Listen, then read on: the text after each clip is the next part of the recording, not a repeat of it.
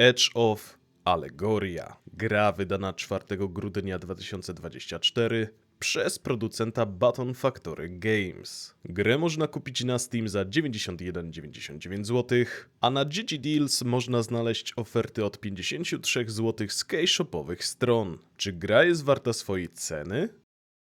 Czy ta pikselowa historia mnie jakkolwiek zainteresowała? Czy mimo swojej prostoty potrafi wciągnąć?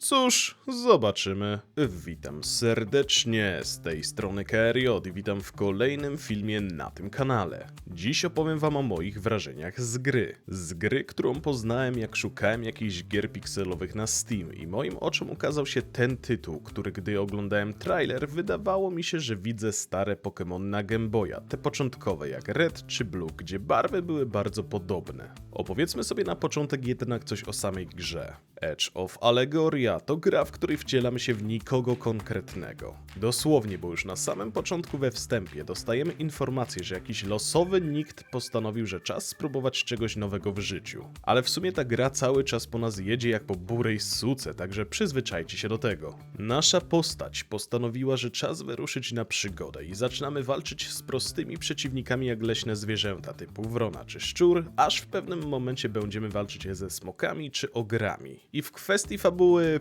to tyle. Serio, losowy gość postanowił iść na przygodę i po drodze przeżywa wiele rzeczy, także na początku ta gra nie ma fabuły, bo idziemy bez planu, a fabuła pojawia się po drodze. I co my tu tak naprawdę robimy?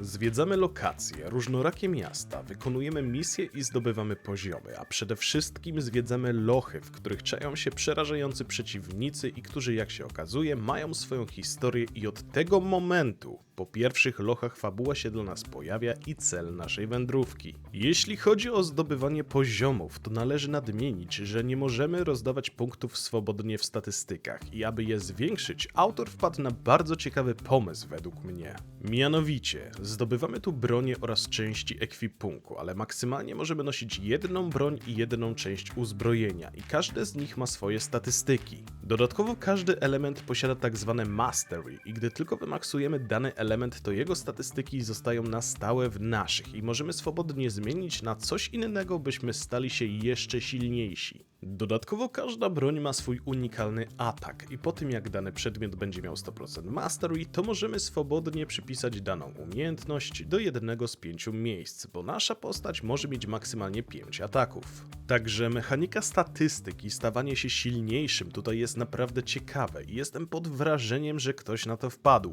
Nie wiem, czy jest to autorski pomysł, czy już kiedyś ktoś to wykorzystał, ale sama mechanika jest genialna. Co do walk, to przypominają one walki jak z Pokemonów, więc jest to coś idealnego dla mnie, bo za dzieciaka dużo czasu na nich spędziłem. Choć zamiast Pokemonów jesteśmy my sami, losowy nikt, który walczy z różnymi dziwactwami. Oprócz typowych potworów jak z fantasy, to znajdziemy też dziwnych bossów jak gościa, co walczy padem od konsoli. I ktoś by mógł teraz zapytać, czekaj, gamepad w świecie fantazy? Zgadza się i tutaj należy nadmienić jedną ważną rzecz. Gra jest satyrą, komedią i posiada ogromną ilość czarnego humoru. Jak wspominałem wcześniej, gra lubi jechać po graczu i go obrażać, a dodatkowo są tu przekleństwa, nasz bohater ma okazję poruchać, zdarzają się tu grube akcje jak powieszenie gościa czy inne tego typu rzeczy. Zresztą w opisie gry twórca zawarł, że, tu cytat, to nie jest kurwa gra dla dzieci.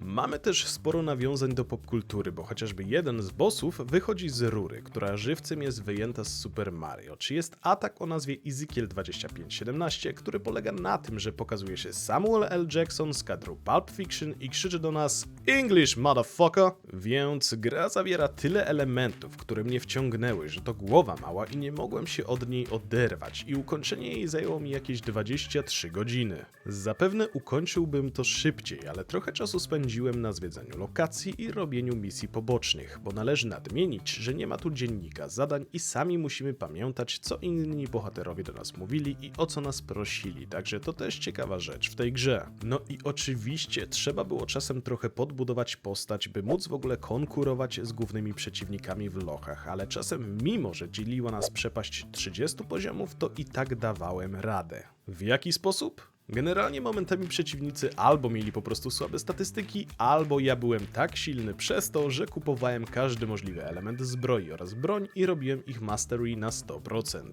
I w takich chwilach przypomina mi się cytat z Dragon Ball Z Abridged od Vegety, który powiedział, że Power levels are bullshit!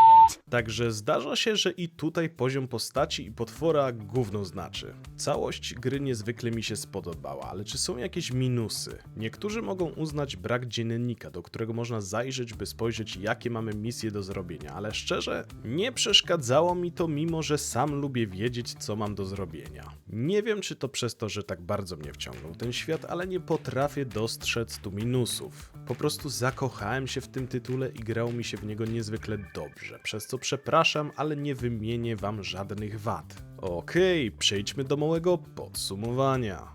Technicznie nie było błędów, nie skraszowała mi się ani razu i FPS-y były stabilne, więc tutaj jest dobrze. Audio. Ogólnie muzyka była spoko, bardzo dopasowana do pikselowej gry, choć nie było zbyt wielu utworów, więc dość powtarzalna, ale ogólnie jest dobra. Gameplay. Grało mi się wyśmienicie. Mechanika gry, ulepszanie postaci, zwiedzanie, walki z bossami, humor w tej grze i wiele innych elementów sprawiło, że ten tytuł to dla mnie złoto, które przejdę prawdopodobnie jeszcze nie raz. Grafika. Grafika jest niezwykle prosta i opiera się na jednym kolorze oraz kilku podobnych barwach, więc trudno mi coś wielce powiedzieć o grafice, bo jest prosta, ale to nie znaczy, że jest zła, bo podobała mi się.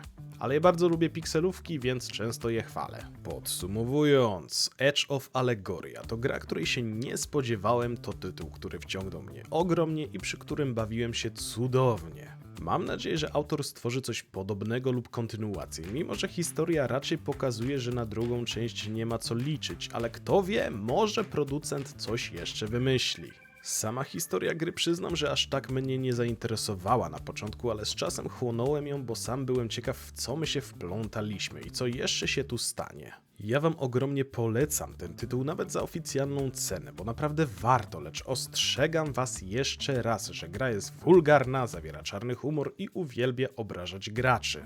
Dla mnie to jednak tylko plus, bo to mój typ humoru, więc zachęcam do kupienia, ogrania i wybrania się w tą niezwykle dziwną podróż jako losowy nikt, który postanowił coś w swoim życiu zmienić. Także to tyle. Dziękuję za wysłuchanie. Dziękuję za poświęcony czas i życzę miłego grania. No hej, chciałbym was zaprosić serdecznie do linków znajdujących się w opisie. Przede wszystkim do mojego kanału na Twitchu oraz do mojego serwera na Discordzie. Serdecznie zapraszam i pa!